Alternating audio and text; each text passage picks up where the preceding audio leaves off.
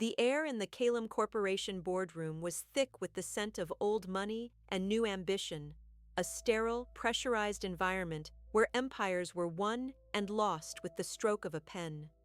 Calum Sterling, heir to it all, stood at the head of the monolithic obsidian table, his presence as commanding as the skyline visible through the floor-to-ceiling windows behind him. His gaze swept over the board members, men twice his age who deferred to the cold authority that radiated from him like a winter chill.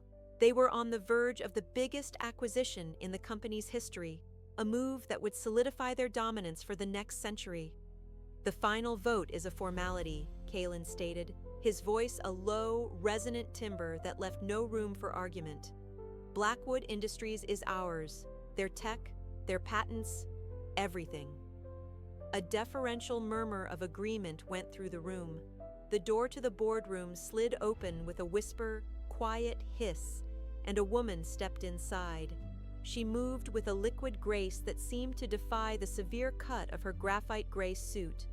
Her hair was the color of dark honey, pulled back into a severe chignon that highlighted the sharp, intelligent lines of her face.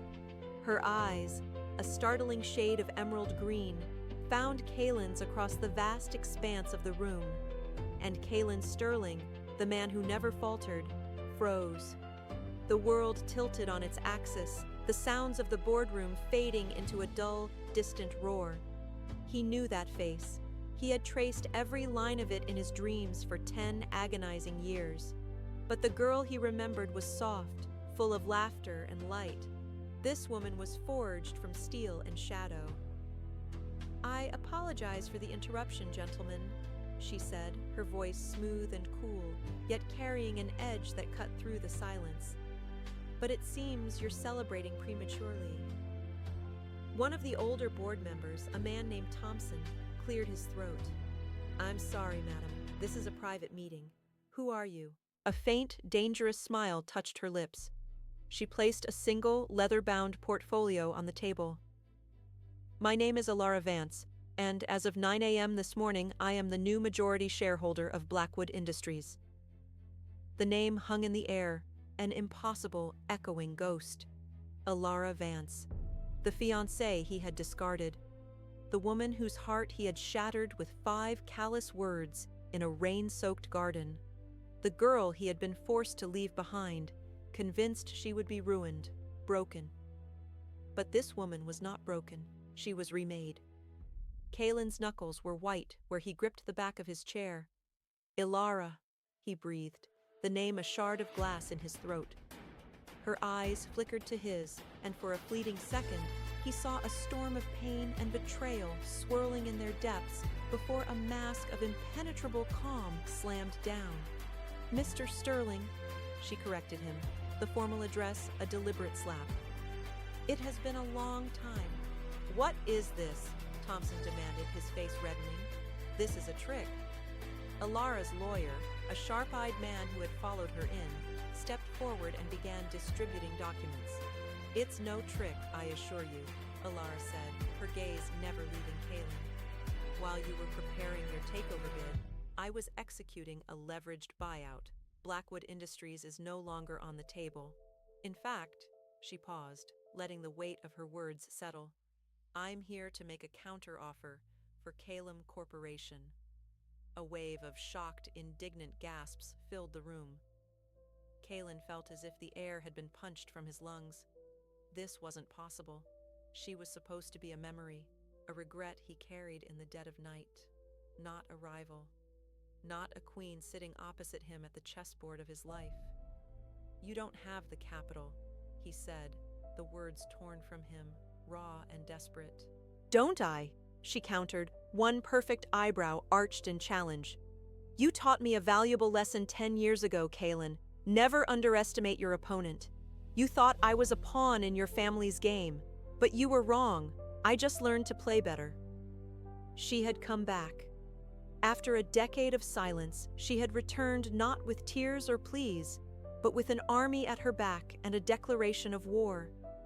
He saw the whispers of the girl she'd been, in the slight tremble of her hand as she rested it on the table, in the way her jaw tightened when he said her name. He saw the vulnerability she was trying so desperately to hide beneath her armor of success. "This meeting is over," Kalen announced, his voice regaining its steel.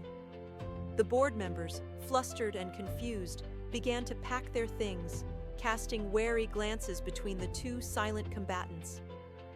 When they were alone, the silence was a living thing, pulsing with a decade of unspoken words, of pain, of longing. The city lights began to flicker on behind them, casting long shadows that danced like ghosts of their past. "Why?" he asked, his voice cracking with an emotion he hadn't allowed himself to feel in years. "Why this? Revenge?" Alara walked slowly toward the window, her back to him. "Revenge is a word for people with nothing left to lose," she said softly. "I, on the other hand, have an empire to build. Your company is simply a strategic asset." "Liar," he bit out, stepping closer until he was just behind her, close enough to feel the heat radiating from her body. He could smell the faint, familiar scent of freesia that still clung to her, a scent that had haunted his memory. "You came back for me." She turned, her green eyes blazing with a fire he recognized. It was passion, it was fury, it was heartbreak. "Don't flatter yourself," she whispered, her voice trembling slightly. "You're not the prize, Kalen. You're the debt, and I'm here to collect." Before he could respond, she brushed past him, her shoulder deliberately grazing his. The touch was electric, a jolt of lightning that connected 10 years of agony in a single, searing moment. At the door, she paused. "My office will be in touch to discuss the terms of my acquisition," she said, her voice once again the cool, collected CEO. "I'd advise you not to fight it. You know as well as I do, I never back down from something I want." The door slid shut, leaving Kalen alone in the cavernous room, his meticulously constructed world shattered. She wasn't just back to claim a company. She was back to claim her throne, a throne built on the ashes of the love he had thrown away. And he knew, with a certainty that chilled him to the bone, that he would do anything to stop her, and anything to have her back. The war had just begun. The boardroom felt like a tomb, the silence suffocating him. Kalen stood motionless for a full 5 minutes after she left, the echo of her words, "You're the debt, and I'm here to collect," ricocheting off the walls of his mind. The carefully constructed fortress around his heart, built brick by painful brick over 10 years, crumbled into dust. He had told himself he did it to protect her, to save her from the viper's nest that was his family. He had convinced himself that his cold, brutal dismissal was an act of mercy. But seeing her now, powerful, untouchable, and filled with a righteous fire, he wondered if he had only protected himself. He strode to his desk, the calm returning, but it was different now. It was the lethal calm of a predator that has just spotted its prey. He pressed a button on his intercom. "Get me Marcus," he commanded. Seconds later, his head of security and private investigations appeared on the screen. Marcus was a man who moved in shadows and dealt in secrets. "Sir." "Ilara Vance," Kalen said, the name still tasting foreign on his tongue. "I want to know everything, the last 10 years, where she's been, who she's been with, where every single dollar for that buyout came from. I want to know what she had for breakfast this morning. I want every secret she has, and I want them on my desk by dawn. Is that understood?" "Understood, Mr. Sterling," Marcus replied without hesitation, his image blinking off the screen. Kalen sank into his chair, rubbing his temples. He had created this. This magnificent, dangerous woman was a product of his own making. He had shattered the girl, and a queen had risen from the fragments. A queen who now threatened to take his kingdom. He remembered the feel of her hand in his, the sound of her laughter as they ran through the fields of his family's country estate, the promise of forever they had sworn under a canopy of stars. A bitter, Hollow ache spread through his chest. That promise felt like a curse now. Meanwhile, the elevator descended with agonizing slowness. The moment the doors slid shut, Alara's composure fractured. She leaned her head against the cool steel wall, her eyes closing as a single, treacherous tear escaped and traced a hot path down her cheek. She angrily wiped it away. Crying was a luxury she had renounced a decade ago. Every step of her journey back had been fueled by this singular purpose. Every lonely night, every impossible deal, every sacrifice, it had all been for this day, for the look of shock on Kaylin Sterling's face. But she hadn't anticipated the gut-wrenching pull she would feel just being in the same room with him. His scent, a mix of expensive cologne and something that was uniquely him, had enveloped her, threatening to drag her back into the undertow of memory. She hated him for what he had done, for the brutal, public way he had discarded her. But a deeper, more treacherous part of her still remembered the boy who had held her and sworn to protect her from the world, only to become the one who hurt her the most. Her phone buzzed. It was her lead analyst. "Ma'am, Sterling is already making moves. He's digging, hard." "Let him dig," Alara said, her voice regaining its strength. "He'll find nothing I haven't prepared for him to find." She had spent years crafting a new identity, a fortress of her own. But even the strongest fortress had a secret passage. By midnight, Kaylin was staring at the preliminary report from Marcus. It was a masterclass in self-invention. Ilara had disappeared to Europe after their breakup, obtained a degree in finance under a modified name, and started with a small, struggling tech firm. Through a series of brilliant, impossibly risky moves, she had built it into a powerhouse. The report detailed her ruthlessness in the boardroom, her uncanny ability to predict market shifts. She was a ghost for the first 2 years, then an enigma, and finally, a legend in circles Kaylin had never thought to look. But one thing was wrong: the numbers. Marcus had flagged it in red. The final capital for the leveraged buyout of Blackwood, the last 20%, had materialized from an untraceable offshore account just 72 hours before the acquisition. It was an astronomical sum, appearing as if from thin air. She didn't have a benefactor, she had a ghost. A very powerful, very wealthy ghost. This wasn't just Ilara. Someone else was in this game with her. The thought of another man backing her, another man behind her success, sent a primal surge of possessiveness through him. It was an irrational, consuming fire. Without a second thought, he was on his feet, grabbing his keys. Marcus had her location, the penthouse suite of the new Elysian Tower, a building that stared directly across the city at his own. As his car sliced through the rain-slicked city streets, the past came rushing back, unbidden and vivid. He was 22 again, standing in the Sterling family garden under a weeping willow, the sky a bruised purple. Ilara was before him, her eyes wide with confusion and hurt as the rain began to fall, plastering her summer dress to her skin. "What do you mean it's over?" she had whispered, her voice breaking. "Kaylin, we're getting married in 3 months." His father's words were a poison in his ears. "She's a liability. Her family has no name, no power. She will make you weak. End it, or I will end her." He had seen the look in his father's eyes. It wasn't an idle threat. He had to make her hate him. He had to sever the tie so completely she would never look back. He summoned every ounce of coldness he possessed. "I mean that this was a mistake," he'd said, his voice clipped and cruel. "A summer diversion. My father has arranged a more suitable match. You surely didn't think this was forever, did you?" The sound of her gasp was louder than the rising storm. He saw her heart break in her eyes, a shattering of emerald light.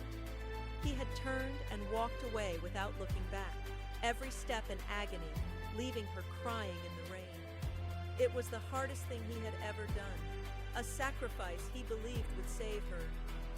Now, pulling up to the Elysian Tower, He realized his sacrifice might have been for nothing. He hadn't saved her, he had armed her. He used his security override to access the penthouse elevator. He wouldn't be announced.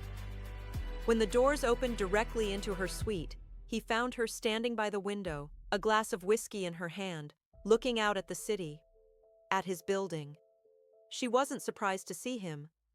"I knew you'd come," she said, not turning around. "You never could stand not knowing all the moves on the board." "Who is he?" Kaylin asked, his voice low and dangerous as he stalked into the room. She finally turned, a flicker of confusion in her eyes. "Who is who?" "The money, Ilara. The final piece. Your silent partner. The man who helped you come after me." "Who is he?" A slow, sad smile touched her lips, a smile that didn't reach her haunted eyes. "You always did this," she murmured, more to herself than to him. "You always assumed the worst. You saw shadows where there were none, and missed the truth standing right in front of you." She took a step closer, the space between them crackling with a decade of repressed energy. "There is no other man, Kaylin. There never was." She paused, her gaze piercing his, searching for something he couldn't name. "The money came from the sale of a patent, a revolutionary piece of software I designed 10 years ago." She let that hang in the air for a moment before delivering the final, devastating blow. "It was my wedding gift to you, the one you never stayed to receive." The revelation struck Kaylin with the force of a physical blow. It knocked the air from his lungs, the anger from his veins, leaving behind a cold, cavernous emptiness. The wedding gift. He had forced himself to forget the details of the life they had planned, pushing them into a locked room in his mind. But her words were the key, and the door flew open, flooding him with memories so vivid they were painful to behold. He remembered her, curled up on the sofa in his university apartment, surrounded by textbooks and complex equations that he could barely comprehend. Her brow would be furrowed in concentration, her tongue caught between her teeth. He'd watch her for hours, fascinated by the fire in her mind. She wasn't just the beautiful, warm woman he loved. She was a genius hiding in plain sight. "What are you working on so furiously?" he had asked once, tracing the line of her jaw. She'd looked up, her emerald eyes bright with an almost fanatical excitement. "A shield," she'd whispered, as if it were a sacred secret. "A predictive algorithm. It can analyze market trends and insulate a company from catastrophic downturns. It could protect an empire, Kaylin.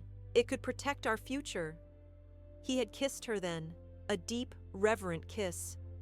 "You're going to change the world with that brilliant mind of yours, Ilara Vance."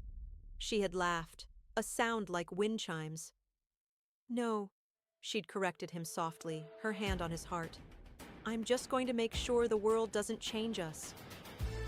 Now, standing in her sterile penthouse, the irony was a blade twisting in his gut. He had let the world change them. He had been the catastrophic downturn she couldn't predict. The patent, her shield, the gift of their future. She had sold it, reforged it into a sword, and was now pointing it at his throat.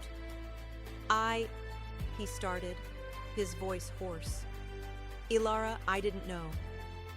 For the first time since she had walked into his boardroom, a genuine, unguarded emotion crossed her face. Not anger, but a deep, profound sorrow that made her look like the girl he had left in the rain. "That's the point, Kaylin. You didn't bother to know. You didn't even look back." Her voice trembled, and she turned away from him, wrapping her arms around herself as if to hold the pieces of her composure together. "I poured everything I was into that project. It was my heart, my mind, my vow to you, written in code. When you left, when you said those things, it felt like you hadn't just broken my heart. It felt like you had erased my soul." He took a step toward her, his hand reaching out, then falling to his side. What right did he have to comfort her? He was the source of the pain. "My father," he began, the old excuse tasting like ash in his mouth. He threatened you. He would have ruined your family, destroyed everything you had. I thought if I made you hate me, you would be free. You would be safe. She let out a short, bitter laugh. Safe? You call what you did to me safe? You threw me to the wolves, Kaylin. The only difference is, I learned how to bite back. She turned to face him, the mask of the powerful CEO sliding back into place, but her eyes were glistening with unshed tears. Don't you dare use your father as an excuse. You made a choice. You chose your legacy over me. Now my legacy is going to be dismantling yours piece by piece. Her strength was magnificent. Even in her pain, she was a force of nature. He was drowning in a mixture of awe and self-loathing. He had to make her understand, not to excuse his actions, but to honor the memory of what they had. It was the worst mistake of my life, he said, his voice raw with a decade of unspeakable regret. Every day for 10 years I have seen your face. Every deal I've closed, every success I've had, it's all been hollow because you weren't there to share it. I didn't save you, Alara. I lost myself. The silence that followed was heavy with the weight of his confession. He had never admitted that to anyone, not even to himself. The vulnerability of it hung between them, fragile and terrifying. Her expression softened, the hard lines around her mouth easing as she searched his eyes, seeing past the corporate titan to the man beneath. It was in that moment of fragile connection that his phone buzzed, a harsh, intrusive sound. He ignored it. "Kaylin," she started, her voice barely a whisper. The phone buzzed again, insistent. He glanced at the screen. The name displayed made his blood run cold. Sterling Manor. His father. It could only mean one thing. He knew. He answered, his back straightening, his entire demeanor shifting from penitent lover to wary soldier. "Father." The voice on the other end was quiet, cultured, and more menacing than any shout. "Kaylin, a situation has come to my attention. A ghost from the past, it seems. A rather ambitious one." Kaylin's eyes locked with Alara's across the room. He saw the flicker of alarm in them as she realized who he was talking to. "Handle it," his father's voice continued, cold and final. "Loose ends are untidy. You know what must be done. I trust I don't need to get involved personally. We both know how unpleasant that can be." The line went dead. The threat was unspoken but crystal clear. His father wasn't just talking about a corporate takeover. He was talking about Ilara. Kaylin lowered the phone, his mind racing. His father didn't make idle threats. He had underestimated how closely the old man still watched him, and he had catastrophically underestimated how ruthless he would be to protect the family name. This was no longer a business deal. This was a hunt. "He knows," Ilara stated, her voice tight. She had come prepared for a war in the boardroom, not one in the shadows. "Yes," Kaylin said, moving toward her, his purpose clear and absolute. The guilt, the regret, the longing, it all coalesced into a singular, fierce emotion: protection. This isn't just business anymore. It never was for him. He stopped directly in front of her, so close he could see the frantic pulse beating in her throat. He gently took her arm, his touch firm, possessive. "He tried to destroy you once. He will not get another chance." His gaze bored into hers, making a silent, unbreakable promise. "You came here to fight me, Ilara, but right now, you need a different kind of ally. I'll protect you, even if it costs me everything." Ilara flinched away from his touch as if burned, her eyes flashing with a mixture of fear and defiant pride. "Protect me? You?" She let out a humorless laugh, the sound sharp and brittle in the tense silence. "The last time you protected me, I ended up with nothing but a shattered life and a name I had to claw back from oblivion. Forgive me if I don't find the offer reassuring. This is different, Kalen insisted, his voice low and urgent. He didn't drop his gaze, forcing her to see the conviction in his eyes. This isn't a choice between my legacy and you. This is a choice between your life and my father's ambition. There's no line he won't cross to win, Elara. You know that. You've seen his work firsthand. His words hit their mark. She remembered the subtle threats, the chilling smiles from the man who was to be her father-in-law, the way his presence could suck the warmth from any room. She had been young and in love, willing to believe Kalen could shield her from it all. She had been wrong, and before she could formulate another protest, Kalen's phone chirped with a notification. A single image appeared on the screen, sent from an unknown number. It was a live security feed photo of the Elysian Towers lobby. Standing by the concierge desk was a man she recognized instantly. Cyrus Vance, her estranged father, looking nervous and out of place.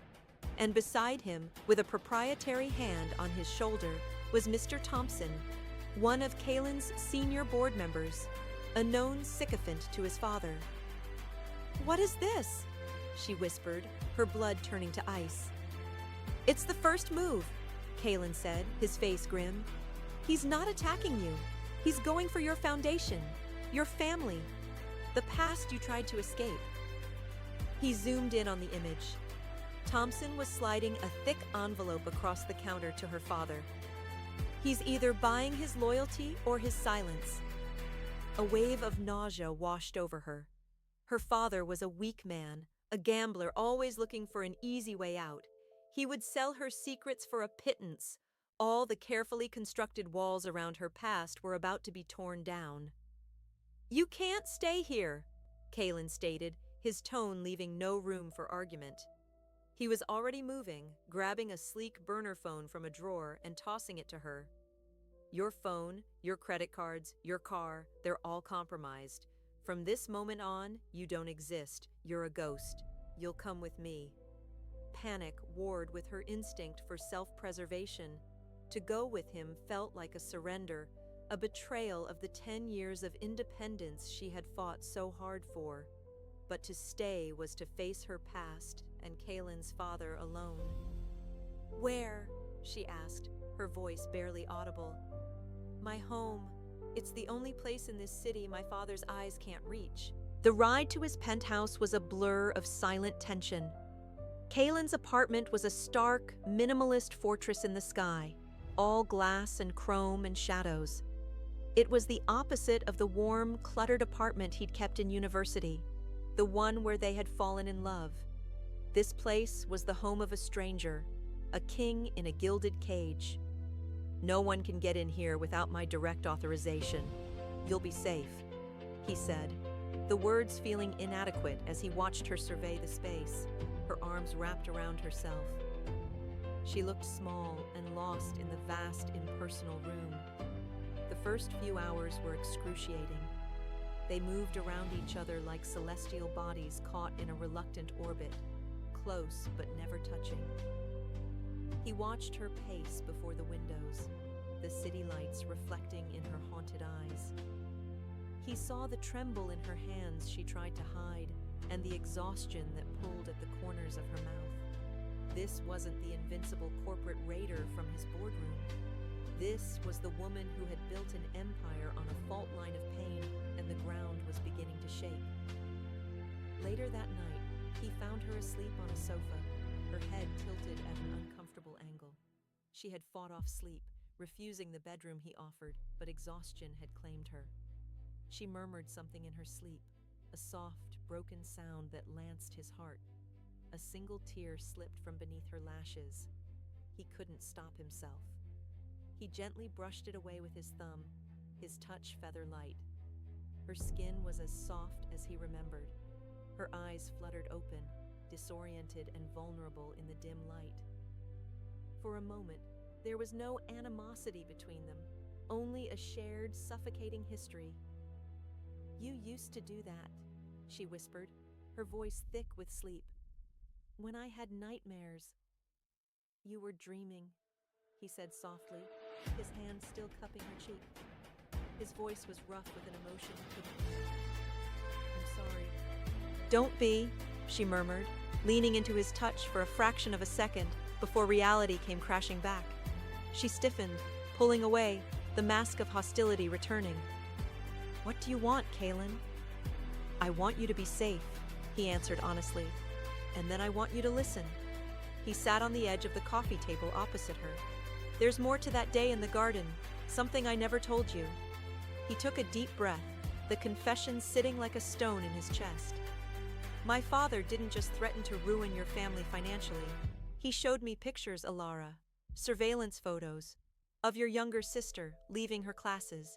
He told me that accidents happen every day, that a young girl walking home alone is so fragile. Alara's face went pale, her breath catching in her throat. Her sister, Chloe, was the one pure good thing in her life, the reason she had worked so hard. He wouldn't have just come for you, Kaylin continued, his voice cracking. He would have burned your whole world to the ground just to prove a point. So I said what I had to say. I made myself the villain so you would run as far away as you could. I chose to let you hate me so that you and Chloe could live. The truth of his words settled over her, rewriting 10 years of history in a single devastating moment. The betrayal she had nursed for a decade was not a simple act of cruelty. It was a sacrifice. A horrific, calculated choice made by a boy trapped in a monster's web. She stared at him, seeing him for the first time in years. The powerful CEO, the cold-hearted man who had broken her, it was all an armor he had worn, just like her own. Underneath, he was still the boy who had made an impossible choice. Her anger, the fuel that had powered her for so long, dissolved, leaving a raw, aching vulnerability in its place. She didn't know what to say.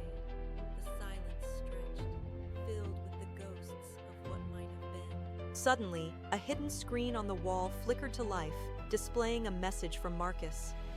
Asset located. He didn't just sell her past. He sold her future. He knows about the child. Kaylin went rigid.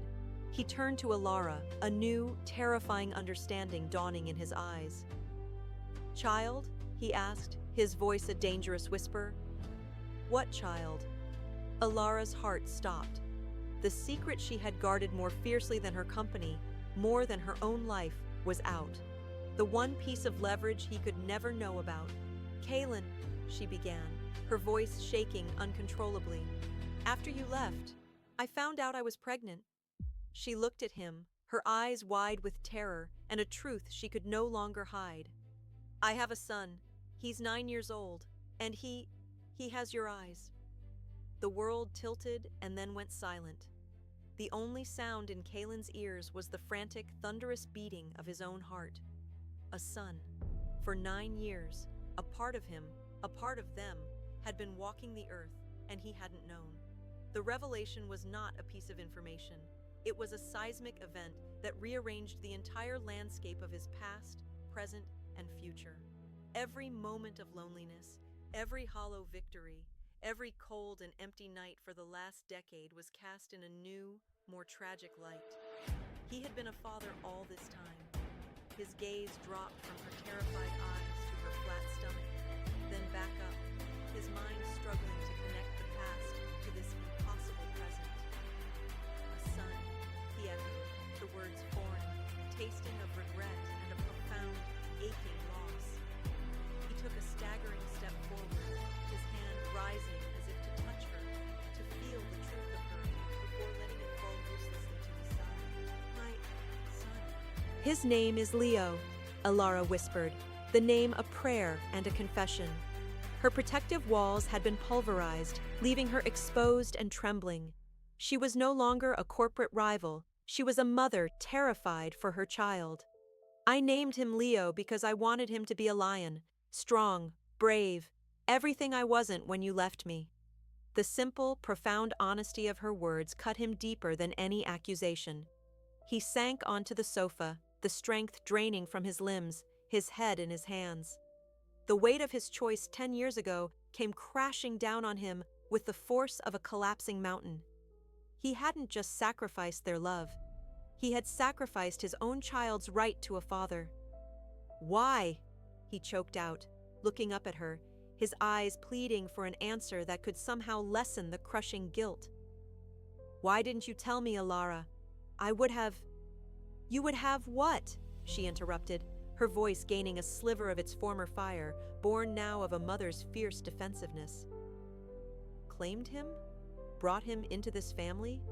Given my son the Sterling name and painted a target on his back for your father to aim at?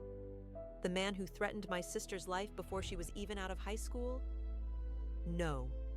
She shook her head, a tear finally tracing a path through her perfect makeup. "I did the only thing I could. I ran. I erased myself so I could give him a life, not a title.